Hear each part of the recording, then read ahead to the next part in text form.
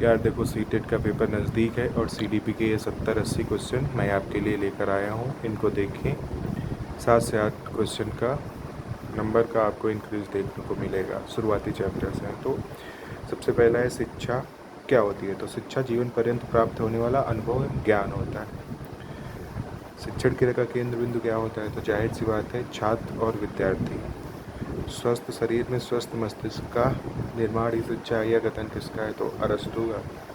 तो अरस्तू ने कहा था स्वस्थ शरीर में स्वस्थ मस्तिष्क का निर्माण ही शिक्षा है। मनुष्य के अंतर्निहित पूर्णता की अभिव्यक्ति करना ही शिक्षा है। यह कथन किसका है। तो यह कथन विवेकानंद का है। साइकी का अर्थ क्या होता है। साइकी का अर्थ आत्मा होता है। मनोविज्ञान की प्रकृति होती है तो विज्ञान लगा है, तो इससे जाहिर होता है कि मनोविज्ञान की प्रकृति क्या होगी, वैज्ञानिक। मनोविज्ञान का शाब्दिक अर्थ क्या होगा। तो मनोविज्ञान का शाब्दिक अर्थ विज्ञान लगा है तो, और मन लगा है तो मन का विज्ञान। मनोविज्ञान शिक्षा मनोविज्ञान का अध्ययन अध्यापक को करना चाहिए। तो किस लिए करना चाहिए। तो शिक्षण को अधिक प्रभावशाली बनाने के लिए।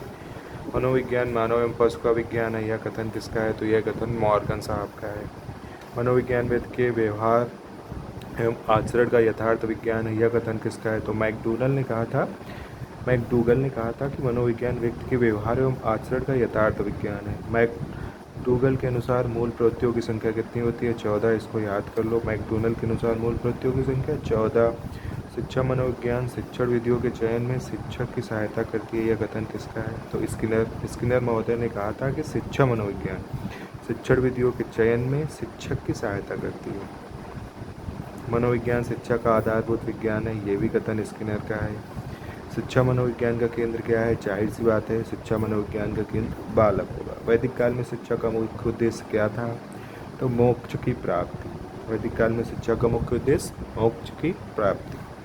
वैदिक काल में शिक्षा को द्विध्रुवी प्रक्रिया किसने कहा है। तो जॉन एडम्स ने शिक्षा को द्विध्रुवी प्रक्रिया कहा है। शिक्षा द्विध्रुवी प्रक्रिया, ये कथन किसका है। जॉन एडम्स का।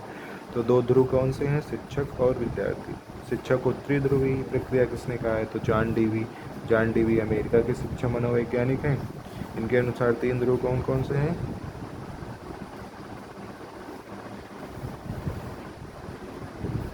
यहाँ से फिर से देखते हैं। शिक्षा को द्विध्रुवी प्रक्रिया किसने कहा है। तो जॉन एडम्स ने। कौन कौन से, शिक्षक और विद्यार्थी। शिक्षा को त्रिध्रुवी प्रक्रिया किसने कहा है। तो जॉन डीवी। शिक्षा को त्रिध्रुवी प्रक्रिया किसने कहा है। जॉन डीवी ने। ये कहाँ के शिक्षा मनोवैज्ञानिक है, अमेरिका ने। तो 3 ध्रुव कौन से हैं, शिक्षा, विद्यार्थी और पाठ्यक्रम। आगे देखते हैं।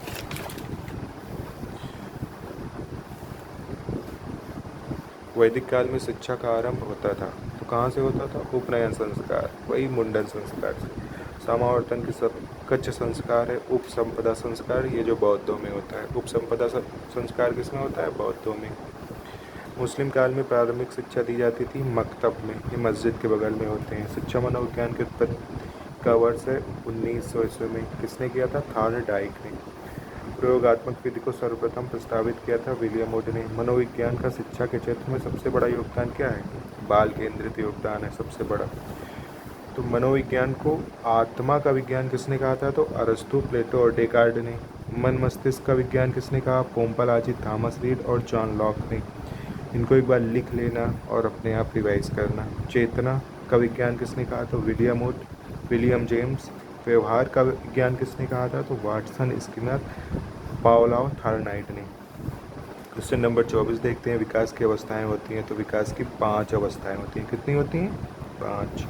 सबसे पहली अवस्था गर्भाधान, जिसे हम लोग कंसेप्शन कहते हैं। ठीक है, 0 से 9 माह 10 दिन और 270 प्लस 10 डेज, तो 280 दिन। जन्म होने के बाद शैशव अवस्था आती है। तो जन्म से 5-6 वर्ष तक इन्फेंसी जिसे कहते हैं, इन्फेंट जिसे बोलते हैं। तो जन्म से 5 से 6 वर्ष तक। बाल्यावस्था, चाइल्डहुड, 6 से 12 वर्ष तक। किशोरावस्था 12 से 18 वर्ष तक। प्रौढ़ावस्था 20 से 40 वर्ष तक। अगला क्वेश्चन देखते हैं। नवजात शिशु का कद, ऊंचाई कितनी होती है, 19.5 इंच, 51.5। ये क्वेश्चन आया हुआ है यूपी टेट में, तो इसे ध्यान से देखिएगा। नवजात शिशु का भार होता है 3.2 kg, 7.5 पाउंड। शैशवावस्था सीखने का आदर्श काल है। यह कथन किसका है? तो यह कथन वेलेंटाइन रे का है। सबसे तेज शारीरिक विकास होता है शैशवावस्था में। विकास की प्रक्रिया गर्भावस्था से मृत्यु पर्यंत होती है। सही बात है, विकास तो जन्म से मृत्यु तक होता ही है। जन्म से किशोरावस्था तक की गतिविधियों का अध्ययन किया जाता है। तो बाल मनोविज्ञान में जन्म से लेकर किशोरावस्था तक का, क्योंकि उसके आगे बाल मनोविज्ञान काम नहीं करेगा, उसके आगे साइकोलॉजी काम करेगी। 3 से 6 वर्ष का बच्चा अर्ध स्वप्नों में रहता है। यह कथन किसका है? तो यह कथन थॉर्नडाइक का है। अर्ध स्वप्नों में रहता है। शैशवावस्था द्वारा जीवन का क्रम निश्चित होता है। ये कथन किसका है? तो ये कथन एडलर का है। अभी शैशवावस्था के क्वेश्चन चल रहे हैं, ठीक है। मनुष्य को जो कुछ बनना है प्रारंभ के 4-5 वर्षों में बन जाता है। यह कथन किसका है? तो यह कथन सिगमंड फ्राइड का है। शैशवावस्था को कहा जाता है बालक का निर्माण काल। बालक का निर्माण काल किसको कहा जाता है? शैशवावस्था को। नवजात शिशु में हड्डियों की संख्या कितनी होती है? तो 270 होती है। दोहराने की प्रवृत्ति होती है शैशवावस्था में। दोहराने की प्रवृत्ति कब होती है? शैशवावस्था में, ठीक है।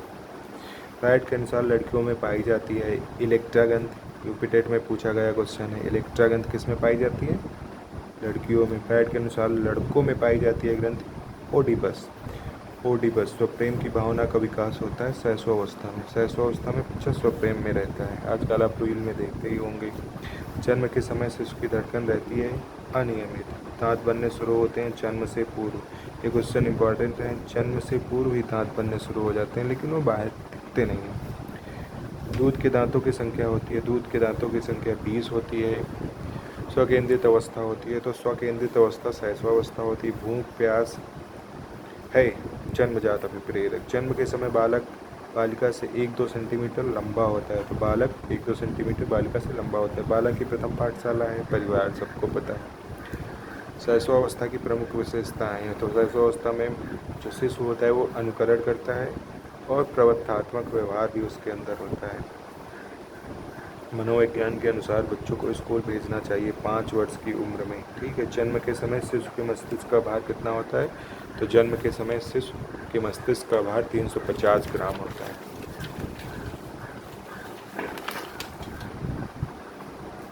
अगला क्वेश्चन देखो, क्वेश्चन नंबर 50। समूह की आयु, चुस्ती आयु, गंदी आयु होती है बाल्यावस्था में। गंदी आयु मतलब बच्चा कपड़े गंदे करता है खेलने में, तो वही गंदी आयु होती है। बाल्यावस्था को मिथ्या परिपक्वता कहा है, ह्रास है। अब बाल्यावस्था के क्वेश्चन चालू हो गए। तो बाल्यावस्था को मिथ्या परिपक्वता किसने कहा है? ह्रास ने। बाल्यावस्था को संवेगात्मक विकास का अनोखा काल कहा है, तो क्रोल व ब्रूस ने। संग्रह करने की प्रवृत्ति होती है बाल्यावस्था में। हजारों गाड़ी इकट्ठा करके रख देते हैं बच्चे। प्रारंभिक विद्यालय में प्रवेश की अवस्था होती है बाल्यावस्था। वास्तविक जगत में प्रवेश करने की अवस्था बाल्यावस्था। बाल्यावस्था की प्रमुख मनोवैज्ञानिक विशेषता है समूहता की भावना। बाल्यावस्था में बालक का व्यक्तित्व होता है बहिर्मुखी। बच्चे अपने समवयस्क समूह के सक्रिय सदस्य कब होते हैं? तो बाल्यावस्था में। मानव विकास की सुनहरी अवस्था है बाल्यावस्था, ठीक है। खिलौने की आयु पूर्व बाल्यकाल 3 से 6 वर्ष। शर्म व गर्व जैसी भावनाओं का विकास होता है तो बाल्यावस्था में। बालिकाओं का भाषा विकास बालकों से आगे रहता है बाल्यावस्था में, लेकिन किशोरावस्था में फिर बालिकाएं पीछे हो जाती हैं, बालक आगे हो जाते हैं। हड्डियों का विकास होता है 16 वर्ष तक, ठीक। किशोरावस्था होती है 12 से 18 वर्ष तक की आयु किशोरावस्था होती है। किशोरावस्था जीवन का सबसे कठिन काल है। यह कथन किलपैट्रिक का है। किशोरावस्था बड़े संघर्ष, दबाव एवं तूफान की अवस्था है। ये कथन किसका है? तो स्टेनले का है।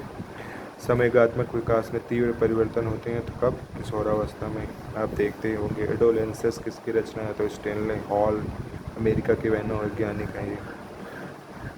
एडोलेंस स्टेनले हॉल, अमेरिका के मनोवैज्ञानिक। किशोरावस्था में शारीरिक व समयगात्मक परिवर्तन अचानक होते हैं। कथन किसका है? तो स्टेनले हॉल का है। किशोरावस्था से संबंधित 4 शब्द: तत्व, संघर्ष, तनाव, तूफान, विरोध की भावना, ये किशोरों के अंदर पाई जाती है। बालक अपने व्यवहार की सामाजिक स्वीकृति चाहता है किशोरावस्था में। विकास की प्रक्रिया बालक की गर्भावस्था से लेकर जीवन पर्यंत एक क्रम में चलती है तथा प्रत्येक अवस्था का प्रभाव दूसरी अवस्था में पड़ता है। ये कथन किसका है? तो हर्लॉक है। विकास कभी न समाप्त होने वाली प्रक्रिया है। तो ये सिद्धांत किस सिद्धांत से लिया गया है? तो निरंतरता के सिद्धांत से। विकास सतत एवं धीमी प्रक्रिया है, तो ये कथन किसका? स्किनर का। मानव विकास के क्षेत्र, मानव का विकास शारीरिक होता है, सही बात है। मानसिक होता है, सही बात है। समयगात्मक सबसे ज़्यादा किशोरावस्था में होता है। सामाजिक विकास भी सबसे ज़्यादा किशोरावस्था में होता है। विकास शुरू होता है प्रसव पूर्व अवस्था से, प्रसव पूर्व अवस्था से। विकास सामान्य से विशिष्ट की ओर बढ़ता है। ये खाली स्थान है, इनमें भरा जाएगा सामान्य से विशिष्ट की ओर। तो विकास सामान्य से विशिष्ट की ओर बढ़ता है।